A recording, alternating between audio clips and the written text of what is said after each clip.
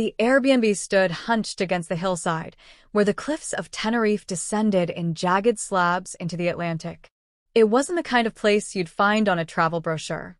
Not polished, not preened, but it had a certain wildness to it, palms twisting in the wind, vines coiling up the terrace railings, and the whisper of the ocean echoing through its stone bones. Jay Slater had arrived 3 days before the photos were taken, 18, all restless limbs and electric laughter. A teenager caught between the world of rules and the freedom of edges. He had flown out with friends for the kind of getaway that thrums with the scent of cheap cologne and louder music. The kind of trip where everything feels limitless until it's not. The Airbnb was a mistaken geography, nestled far from the neon pulse of the clubs. Booked late, booked fast. But it had rooms, and it had a balcony, and on the first night, Jay had leaned against its rusting rails, cigarette ember tracing lines in the dusk. Below him, the sea turned black, and the stars above looked cold and impossibly distant. The haunting photographs came later. There was one of the living room, half-lit by the golden spill of sunrise through dusty curtains. Bottles lined the low table. Beer, rum, a half-spilled can of soda.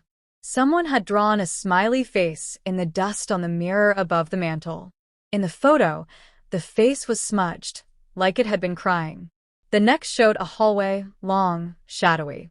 At the end, an open door let in a shaft of light that cut clean across the floorboards. In that picture, there was something almost off. A sense of movement, maybe, or just a trick of the lens. A blur in the shape of a boy. Or a shadow. Jay had partied there that night, witnesses said. A few locals. One girl with orange streaks in her hair who'd met him at a bar and said he had wild eyes. They drank. They laughed. He told stories about Manchester, about the girl back home, about the future, wide and waiting. Then, sometime after 3 a.m., he was gone. Not walked out. Not said goodbye. Just not there. Police reports would come later. Timeline reconstructions. Maps showing rugged paths and drop-offs and places where phone signals died. But the haunting photographs stayed behind, silent and frozen, capturing a moment just before everything fractured.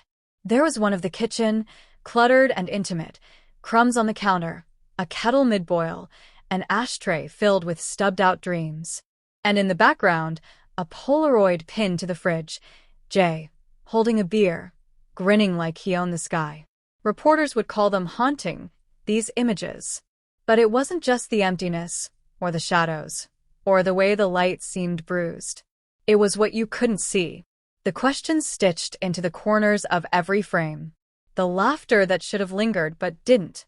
The echo of footsteps that had walked out the front door and never returned. Some said the house was cursed. That bad energy had soaked into its walls like damp. A place where the island held its breath and refused to let go. Others blamed recklessness. Drugs. A fight.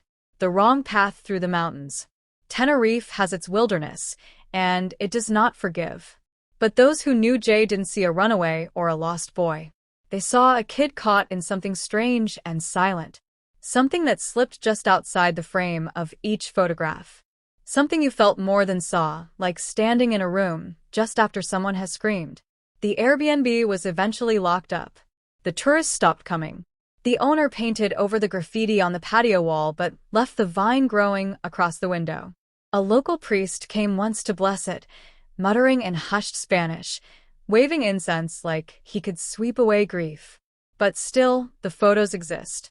One shows the guest bedroom where Jay had slept. The bed, sheets tangled. A single sneaker left beside the dresser. His phone charger plugged in, coiled like a snake. Nothing dramatic. Just the quiet aftermath of a boy who planned to wake up and never did. In time, the house became myth. Teenagers dared each other to sneak inside. To take selfies in the mirror with the smiley face. To listen for footsteps on the stairs. One girl said she heard knocking behind the bedroom wall. Another claimed she saw a light in the hallway, flickering like a heartbeat. But maybe the house wasn't haunted. Maybe it just remembered. Photographs can do that, hold memory like a match holds fire. They capture a second and make it eternal. Jay's laugh.